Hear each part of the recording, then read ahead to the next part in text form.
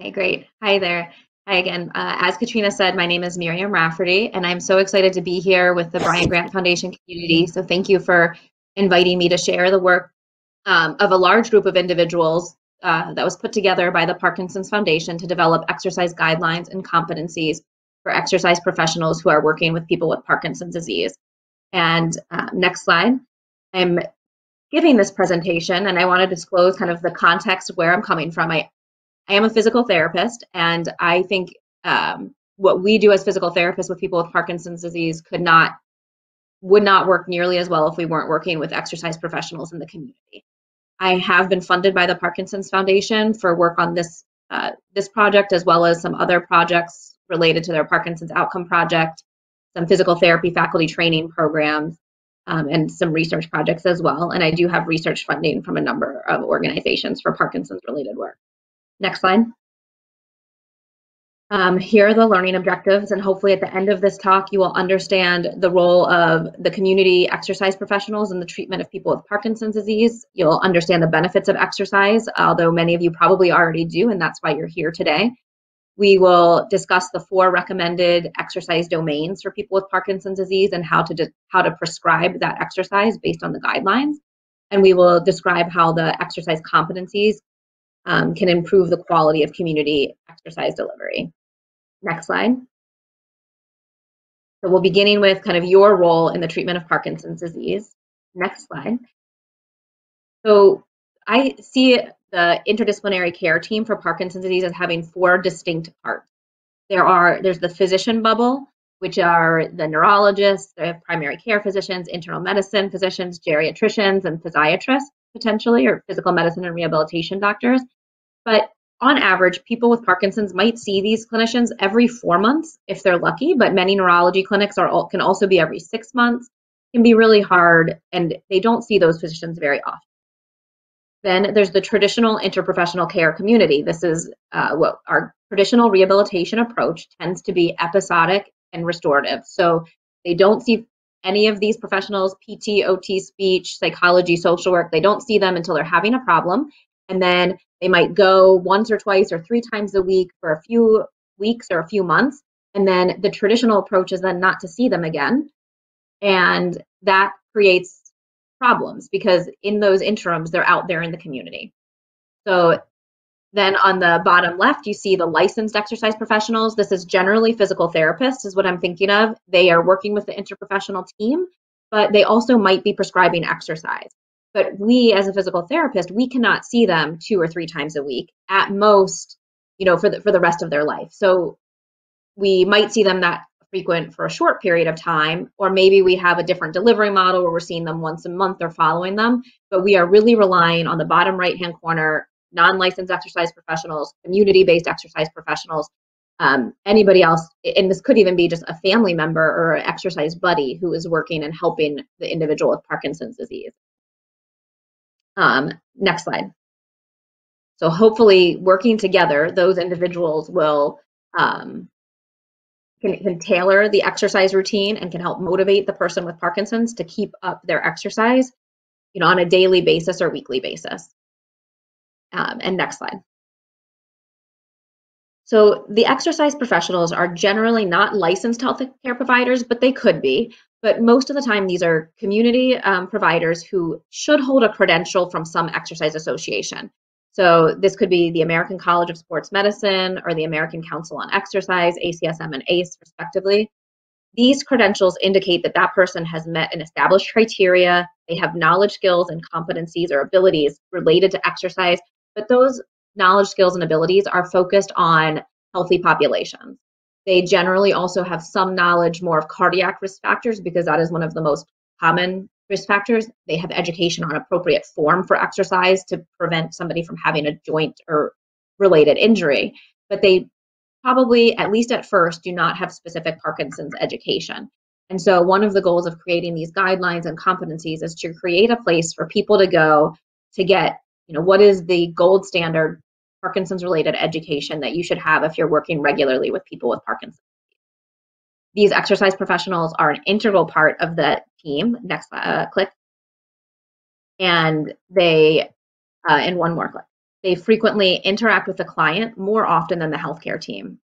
So group exercise professionals, frequently it's once a week or sometimes 2 or 3 times a week. Personal trainers, it depends on what's set up, but they are so integral because you are our boots on the ground from a medical professional side that we're counting on you to let us know if something's not quite right or if you have seen a change in function. They also, as a part of the team, we also count on them to provide safe and effective exercise programs that adhere to best practice recommendations. So as a member of the healthcare team, we want to be able to tell to our patients, oh, if you go work with this exercise professional, or here's a list of 10 trainers in the area that have all been through this training, then we are confident that they're receiving Parkinson's specific exercise as opposed to just seeing any trainer at a gym. Now, any trainer at a gym might be better than no exercise at all, but we really want to make sure that that trainer is safe and effective for Parkinson's. Next slide. Oh, sorry, 2 more clicks. And then, so this is where the trainers come in. You heard Katrina give really nice quotes and testimonials as to the benefits of exercise, and you hear some people, there's the carrot and the stick. So in this image, we have a dinosaur instead of a stick, but it's kind of looming over people's head that they know that they should exercise, and they feel guilty if they don't exercise. So we know we have that to help people with motivation, but it's a lot more pleasant, one click. If they have a coach, a trainer, an exercise buddy, can you do one click, John? An exercise buddy, a class, or a family member who is helping to help pull that person along and motivate them to exercise. And that's something that our community-based exercise professionals are just so good at. As Katrina gave that good quote about how much more fun it is to exercise in the community with their friends and other people with Parkinson's as well. Those exercise buddies are very motivating as well. Next slide. So now I'm going to get into the meat of what are these exercise, what are the exercise benefits, and then I'll talk about the guidelines themselves. Next slide. So exercise is considered an adjuvant therapy for people with Parkinson's disease. The American Academy of Neurology has quality indicators that state that neurologists should recommend 150 minutes of at least moderate intensity aerobic exercise to people with Parkinson's disease. Now, this is difficult because every person is different. So whether or not, to what extent they can accomplish 150 minutes a week differs across individuals, and how they're going to accomplish that is going to differ across individuals, which is where we come into play on the community exercise side. Then in other countries in Europe, Canada, and the UK, there are clinical practice guidelines for physical therapy that recommend early intervention by physical therapists to address individually tailored exercise prescription and physical activity promotion. And these clinical practice guidelines are coming in the United States. The American Physical Therapy Association should be posting their clinical practice guidelines for public review within the next month. But as of right now, taking these information together, we do want people with Parkinson's to see physical therapists to help provide some extra individually tailored exercise prescription and recommendations. But just seeing a physical therapist once or twice early after diagnosis isn't going to help them accomplish all of their exercise goals. Next slide. The exercise research in Parkinson's disease is very strong.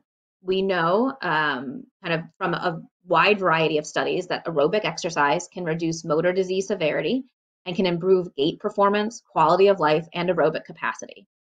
We know that exercise is associated with additional benefits on non-motor symptoms, including mood and cognition.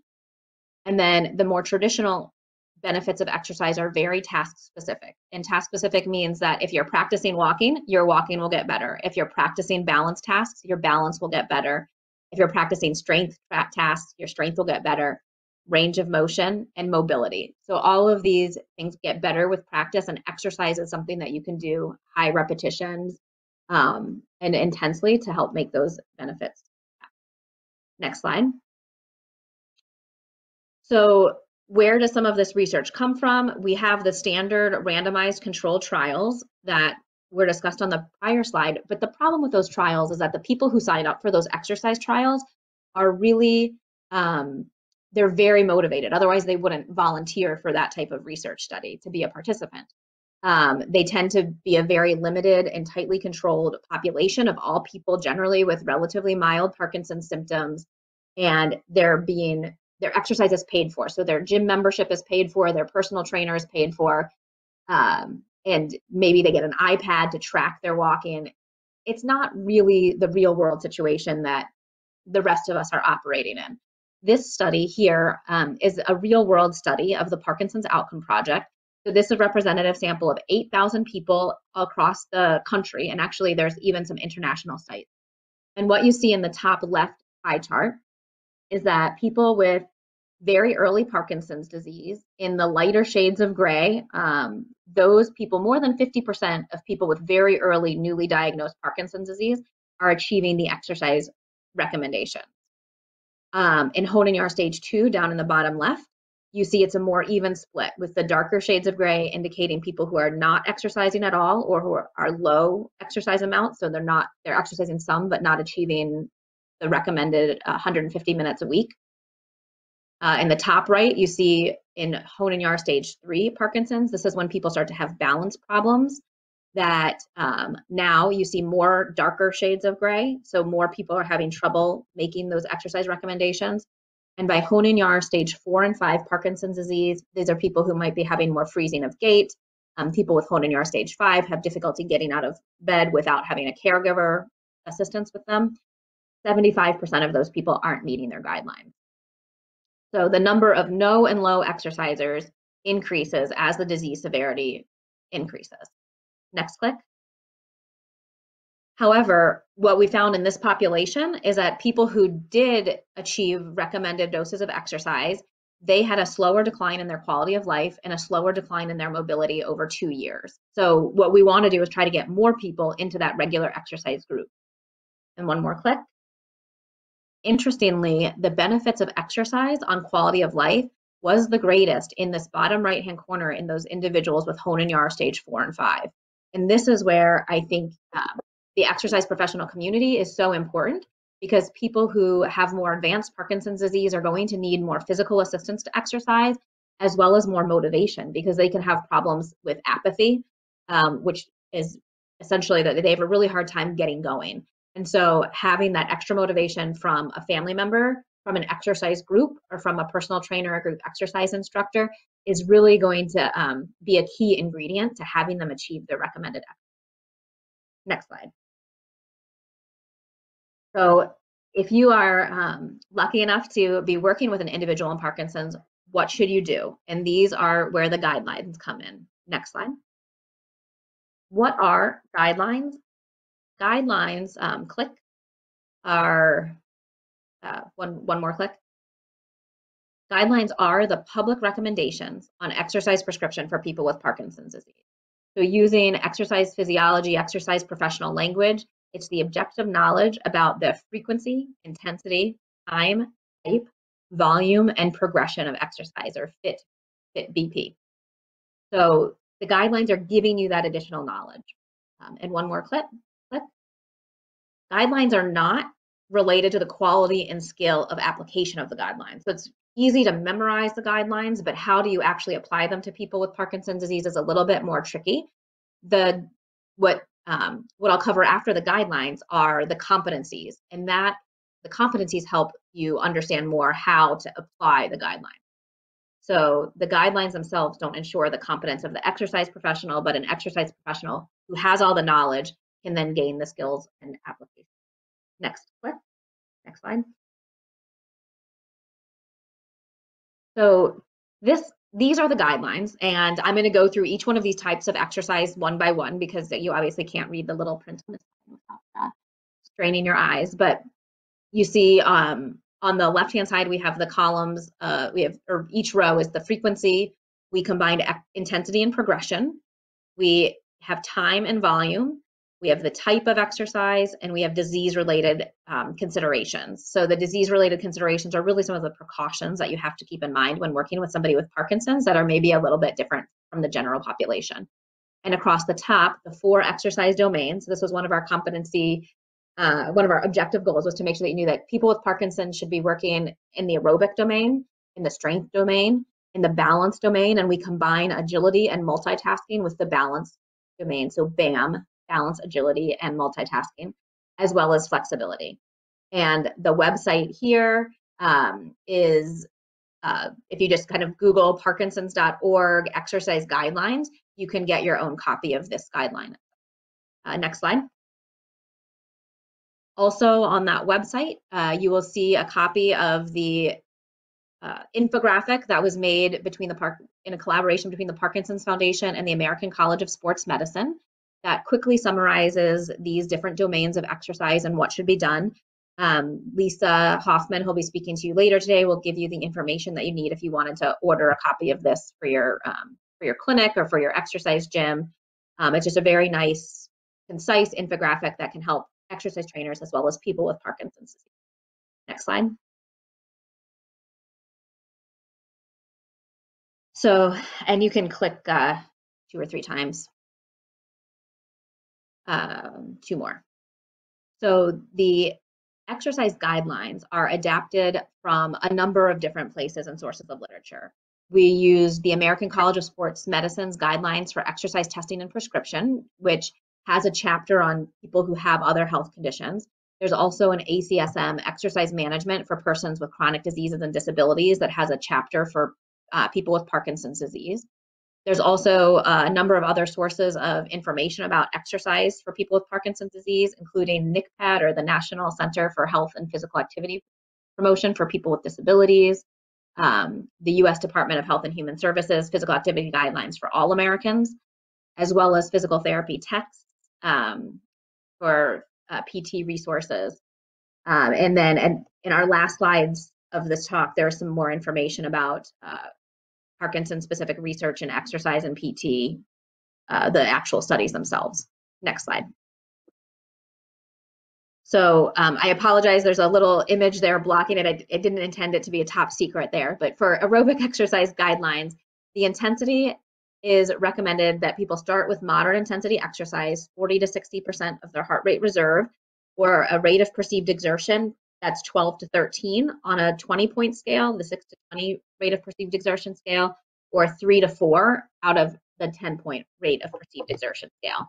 And that individuals would progress to vigorous intensity exercise at 60 to 85% of heart rate reserve. And this exercise progression is a really key component of exercise for people with Parkinson's. A lot of times people are in groups or are doing exercise on their own, and they kind of have been doing the same thing, you know, for the last 2 years, or maybe this is the same exercise routine that they've kind of had for the last 20 years even. But in order to see continued gains with Parkinson's disease, it's important that the exercise progress. We recommend 30-minute bouts of continuous exercise if possible, or it could be intermittent, you know, 10 minutes, 10 minutes, 10 minutes throughout the day. But if we can get people to 30 minutes of moderate aerobic intensity continuous, that's going to confer, we think, greater benefits. That's the way the research studies are generally done, and to build to 150 minutes a week.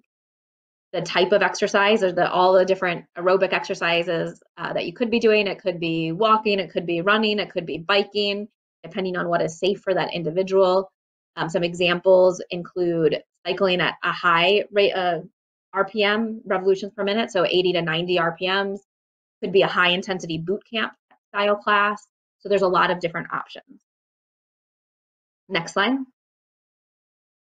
It is important to consider the Parkinson's safety concerns. So it's important to consider somebody's ambulatory status, or how well they're walking, what type of physical assistance or equipment they need to walk safely. So this nice picture of a woman on a treadmill, they might need a treadmill that has longer armrests, so that, or arm guide, so they can hold on. Because it's, you know, if somebody's holding onto the front of a treadmill, it forces them to lean forward, which actually is bad for people with Parkinson's disease, and might cause them to have worse walking or to trip and fall. So you'd want treadmills that have long arms to extend back. You might also want a safety harness on your treadmill. There's something called body weight support treadmill training that we use in physical therapy, where we actually use a harness that we hold them up with the legs. And that's not normally necessary for people with Parkinson's. They don't normally need to be lifted up when they're walking. They just might want a safety harness on, or you might want a safety harness on them, so that you can step away for a moment without having to worry about their safety on the treadmill. You could use a gait belt if you are able to stand right there with them on the treadmill. You could use a gait belt, which is just a belt around their waist that gives you something to hold on to or grab if you need to. If they're doing aerobic exercise on a treadmill or walking over ground, there's a risk of kind of take a stutter step or stop moving, and that places them at increased risk of falling. Somebody who has freezing of gait should probably definitely, I would say, would need to be in a safety harness on a treadmill, or that's how we would treat them in the clinic. There's also a risk that people with Parkinson's disease have what we call autonomic dysfunction.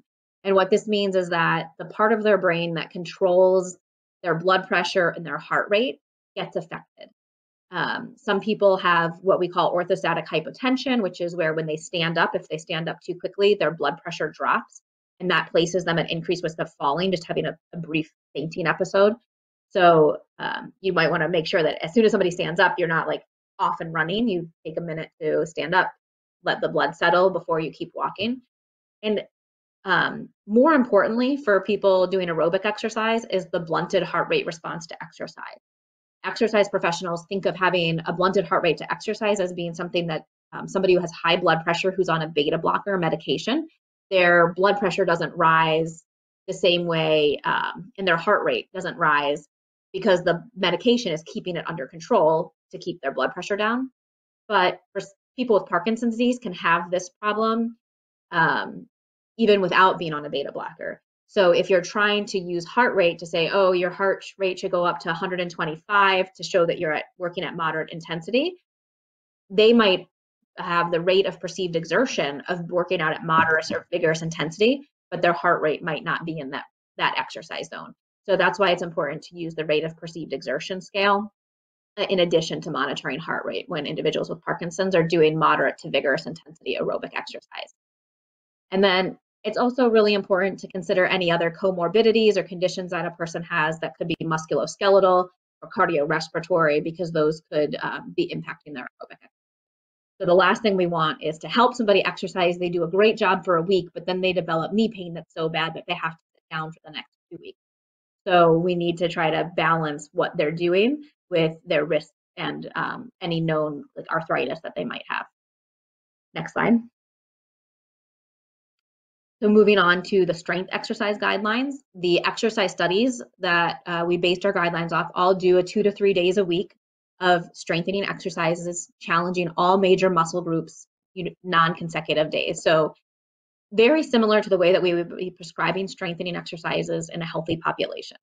We consider them, because many people with Parkinson's are older adults, we would want to be cautious with our intensity and progression to start a little bit lower, do a higher number of repetitions at a lower weight to make sure that they learn good form so they're not at risk for example, tearing a rotator cuff. That's one of the common problems we hear of people with Parkinson's who start exercising too quickly, particularly if they're in some kind of like boxing class and they're not using good form and they don't have good strength in their shoulders, they're really at risk of injuring themselves.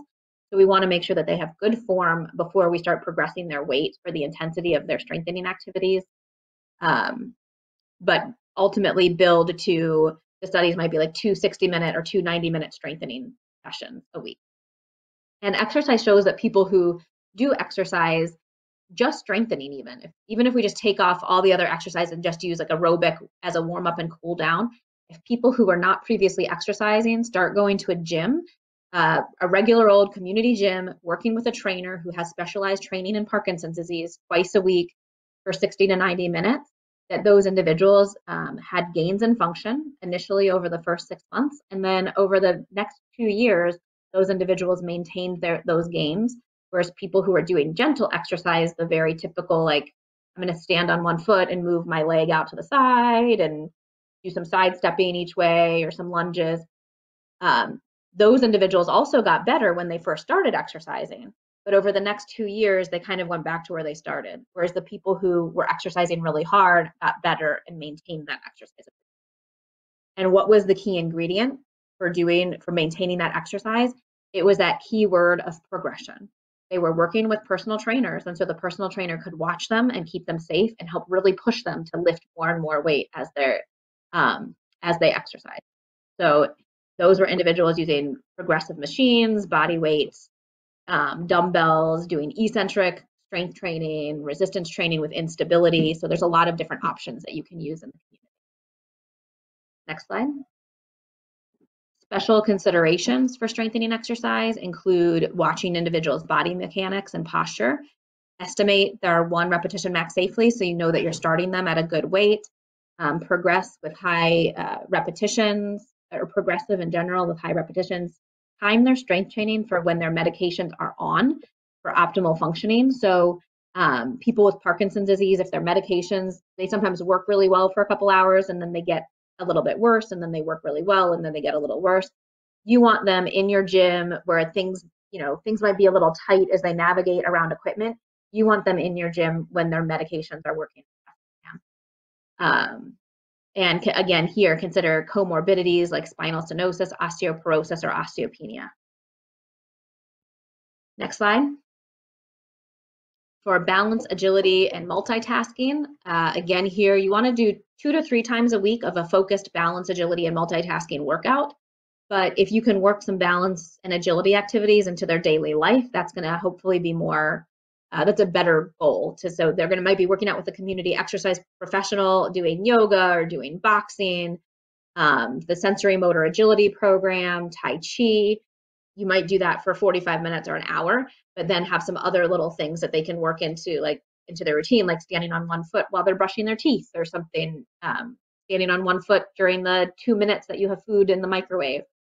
Those are all good ways to work some balance into daily routine. Next, and I'm not going to go through all of the different types on that slide, because most people here, I think, are familiar with them, but I want to make sure that we talk about some of those considerations. And one of the things to consider, again, here is the varied levels of ability related to cognitive engagement and attention, particularly with multitasking. So some individuals, you have to consider different physical abilities and their safety related to fall risk, but also some people with Parkinson's disease can get distracted very easily. So even though they are walking just fine in a wide open level surface, when they then get into the equipment of a busy gym environment and people are talking and dumbbells are clanking, then they might be more inclined to fall or to trip over one of the little, like a foot of a equipment machine sticking out. So you have to make sure that that you're working them at the right level for their cognition and attention and providing the appropriate spotting. They might need upper extremity support. So the image here of somebody doing kind of a yoga move on 1 foot, somebody with Parkinson's might need an adaptation like having a chair or a countertop or a bar that they can hold on to when they're doing their balance activities. They also might have the risk of freezing of gait, should use a gait belt for safety if needed. And again, to consider comorbidities, certain comorbidities like a peripheral neuropathy where they don't have good sensation in their feet would impact their balance as well as their Parkinson's, as well as cognitive decline. Next slide. So the flexibility, moving on to flexibility exercise guidelines, similar to balance, we recommend 2 to 3 days a week of like a focused flexibility exercise. But again, it would be great if people could just work it into more like of a daily routine of stretching, even if it's just 10 minutes in the morning or in the evening for what we would call static stretching. So in time and volume, you'll see that static stretches should be held for 15 to 60 seconds, 2 to 4 repetitions each stretch. It really depends on whether you're trying, how long to hold the stretch really depends on if you're just trying to maintain their flexibility and you're using your stretching as a warm up or a cool down, or if they have some serious muscle tightness in their calf, then they should do calf stretches for a longer duration, hold them longer, do them more frequently. We recommend dynamic stretching, like 8 to 10 movements in each direction as a warm up or cool down activity. So this would be like your neck circles or arm circles to help warm up. And then include diaphragmatic breathing or meditation. That can be incorporated into flexibility. It frequently is in the research studies. And some other examples include yoga, that includes some flexibility and some balance components.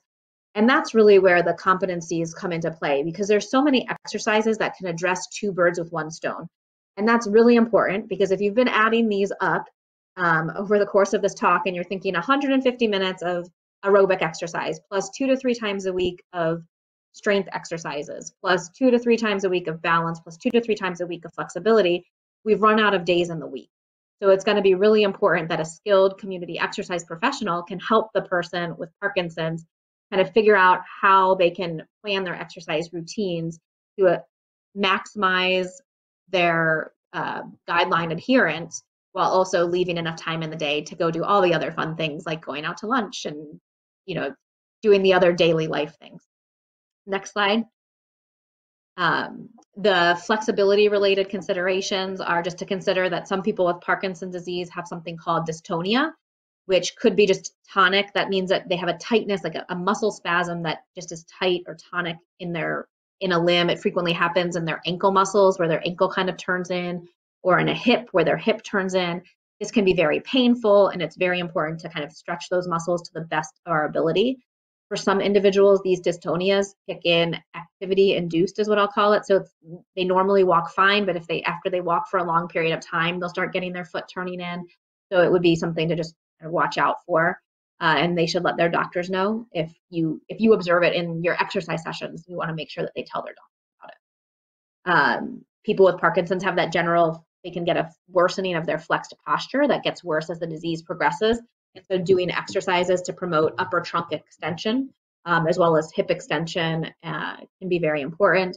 And again, to consider comorbidities like osteoporosis or osteopenia, which you wouldn't want to do a lot of like forward flexed bending if somebody has bone mineral density loss in their spine. Pain and dystonia are things to consider.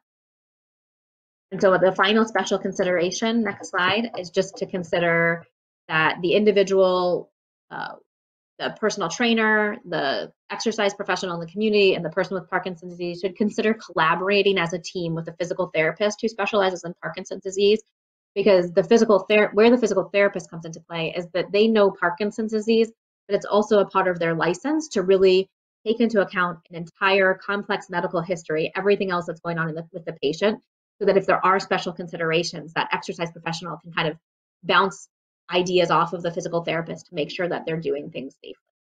Next slide. So the competency section here is now how do we apply all of that knowledge safely in the community? And I'm going to give you the by the books, how do you apply it, and tell you a little bit about the competencies, which are now online, before Jenny hopefully gives you some more practical details. She gets all the fun for her presentation. The next slide. These competencies present the curriculum requirements for the knowledge, skills, abilities, and other attributes for entry-level competence as a Parkinson's exercise professional.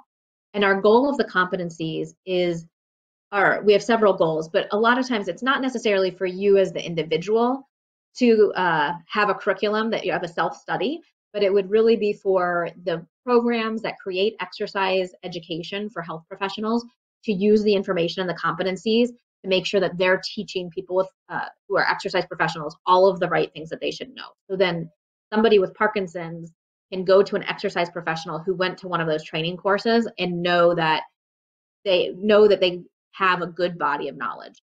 Next click. And can you click 4 more times? So the goals for these competencies are to reduce the unwanted variation in community-based exercise delivery, to add Parkinson-specific information to existing competencies for exercise professionals. For example, I mentioned that there was ACSM and ACE have competencies for exercise professionals, but we wanted to state what Parkinson-specific information was needed. We want to improve the consistency of education provided to Parkinson's exercise professionals in those community classes. We want to enable the recognition of qualified exercise education providers. So exercise education providers being the companies out there that provide continuing education courses for exercise professionals. And we want to increase the number of well-trained personal trainers and group exercise instructors in our communities to expand safe and effective exercise opportunities for people with Parkinson's. Next slide. Competencies define the appropriate prerequisites and scopes of practice. So I mentioned earlier that the appropriate prerequisite that we are really hoping is that people who are exercise coaches, group exercise instructors, or personal trainers should have a prerequisite of having a certification as a certified personal trainer or certified group exercise instructor through ACSM, ACE, or one of the other exercise credentialing organizations. They there's education for the providers, and the components were written with 2 steps. Like, providers classes should include these criteria, and exercise professionals should know these things. And so you could go down as an exercise professional and check off the list of what, and kind of say, like, do I know these things? And if I don't know these things, where am I going to learn that information? And we drafted the competencies with 5 domains. The first domain is Parkinson's diagnosis, treatment, and disease-specific role of exercise. So if I was using terms in some of my earlier talks, like freezing of gait or autonomic dysfunction or orthostatic hypotension, the competencies would state that you can learn all those things in one of these credentialed exercise classes. The second domain are what are the pre-screening activities that a community exercise professional should do when they're working with somebody with Parkinson's disease. So what's the information that they should screen for above and beyond the standard healthy population? They would talk about individual and group exercise design for people with Parkinson's disease. So I mentioned some safety considerations, like how close or far apart your equipment is, how close or far apart people are, having bars or something that they could hold on to. Those are some key components of exercise design.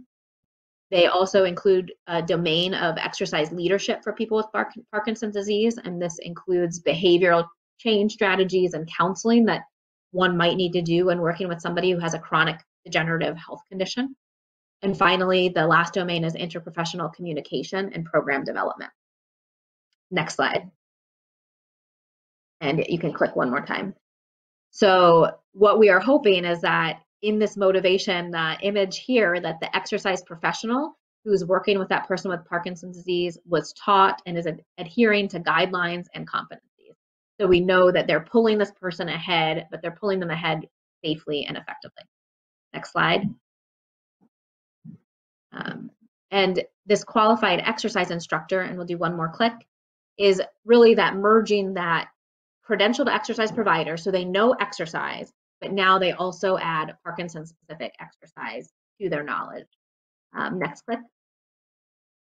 And so the credentialed exercise instructor, we recommend any of the different NCCA accredited certification programs. So they're listed here, and the link on this slide, if you are not a credentialed exercise instructor, goes to a number of different credentialing bodies that credential different types of exercise instructors. And if you're a person with Parkinson's and you are looking for a credentialed exercise instructor, there is the United States Registry for Exercise Professionals, which gives a list of people who have credentials. Next click. And soon we will have an accreditation process where, one more click, where you can find people who are educated by a Parkinson's specific exercise education provider. And Lisa Hoffman will talk a little bit more about that later today. Next slide. I just want to thank you all very much for your attention, and I will kind of work with Katrina here to answer some of the questions, and we'll go down one more slide. In the slide deck, you'll see a list of all of the references for the research related to the different types of exercise: aerobic, strengthening, balance, and flexibility. If you would like more information on those resources, I recommend reviewing this literature. But hopefully that's where the exercise guidelines and the infographics that have been created are a nice summary for you that'll be a little bit easier to read than the articles themselves. So thank you again for your time, and I'll pass it off to Katrina. Okay, awesome. Oh, great. Thank you so much, Miriam. There was a lot in your presentation, a lot of great information. Thank you so much for being here today. Some of the questions we've received, I think, really tee up for Jenny. We've received a few questions about what specifically should I be doing and what do some of the specifics mean in these recommendations. But let me go ahead and ask you a couple of the questions that came through. One that came through was, are these recommendations long-term goals? The person who asked this question said, I can see this being pretty overwhelming for a person with Parkinson's, especially if they're not yet an avid exerciser. Any idea, any goal?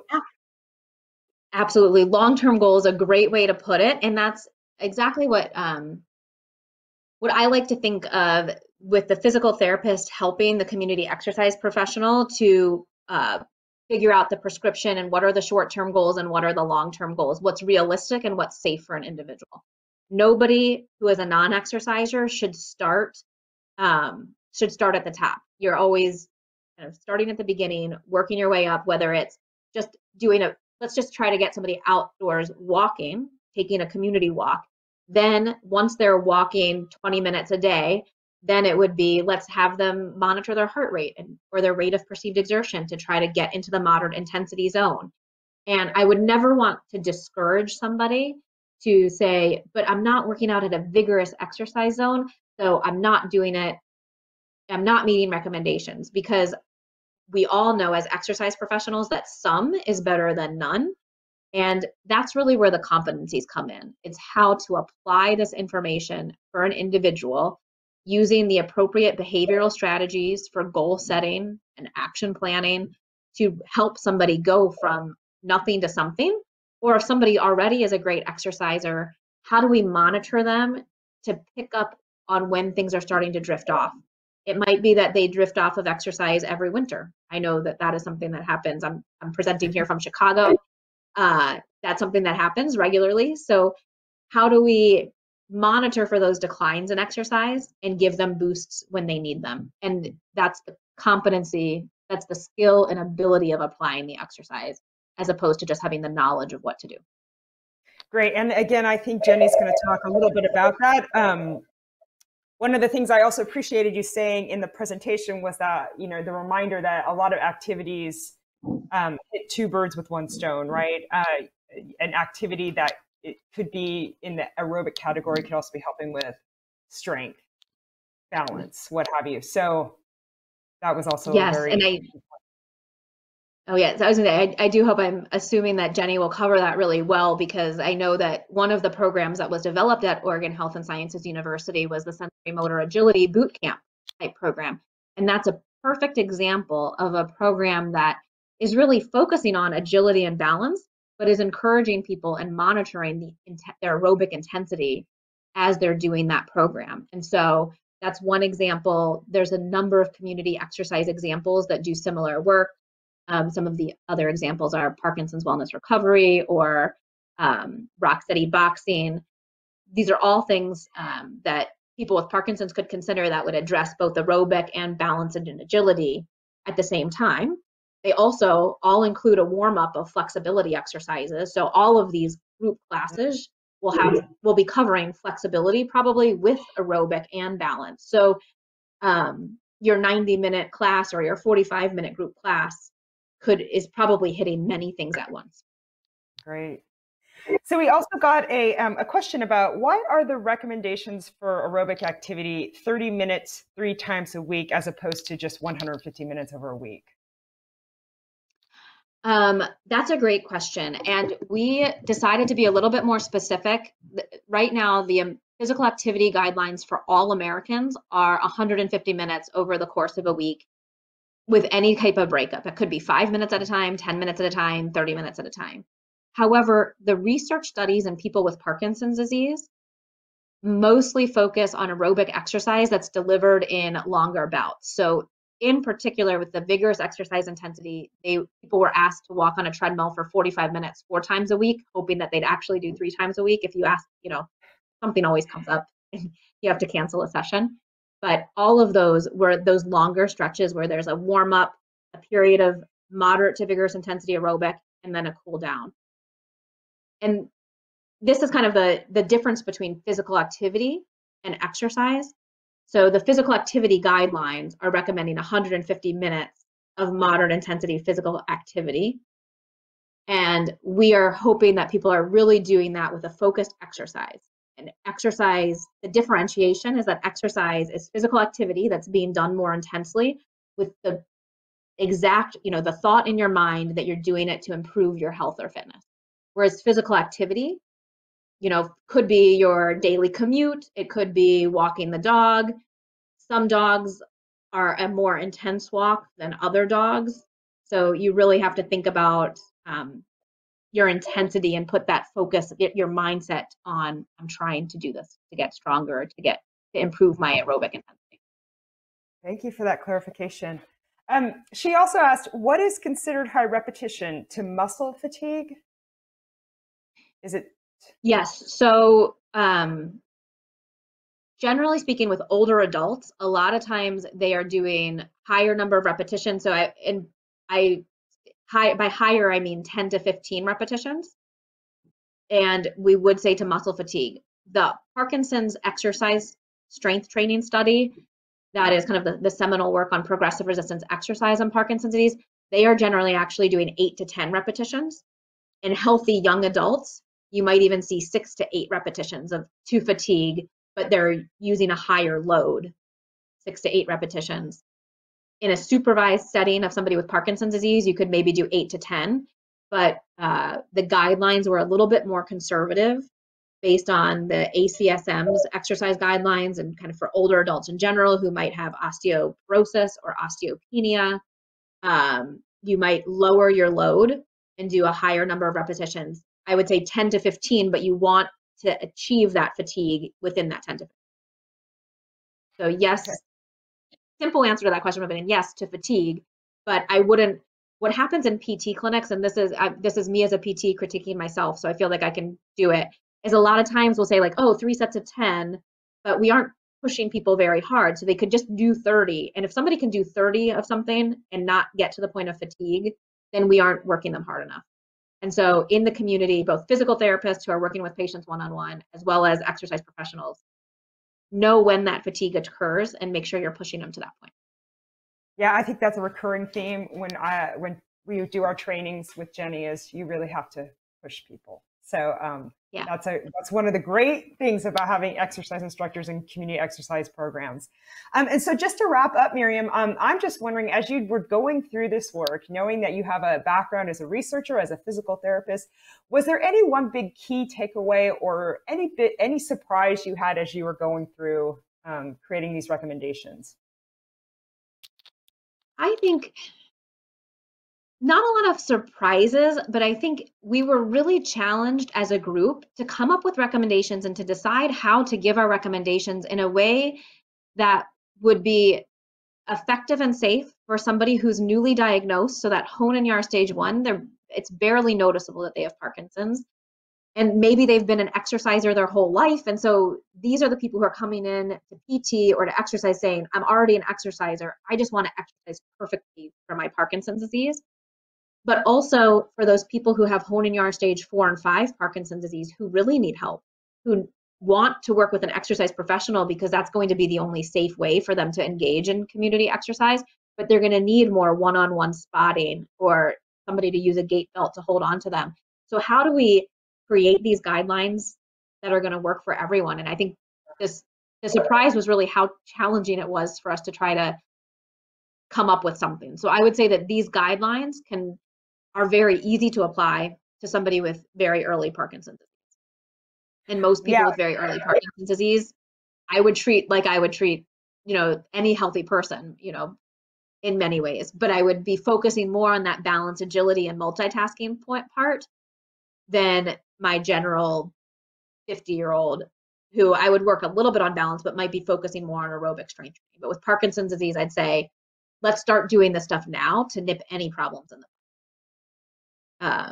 And then for Hoehn-Yahr stage 4 and 5, you're looking across the board and it's like, well, how can I get them doing any of these exercises?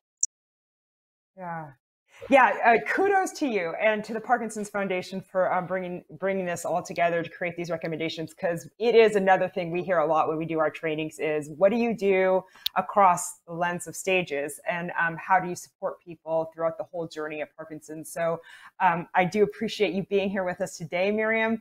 Thank you so much. We are going to go ahead and take a 10-minute break now. So it is 9:50 Pacific time, 12:50 Eastern time. We will be coming back at 10 a.m. Pacific time, 1 o'clock Eastern time to hear from Jenny, who is going to talk about how you incorporate these recommendations into an exercise program, get a little bit more into the detail of the application of the recommendations. So with that, Miriam, I can't thank you enough for being here. Thank you so much for that presentation. We are really grateful to you and the work that you've done. So we will say goodbye now.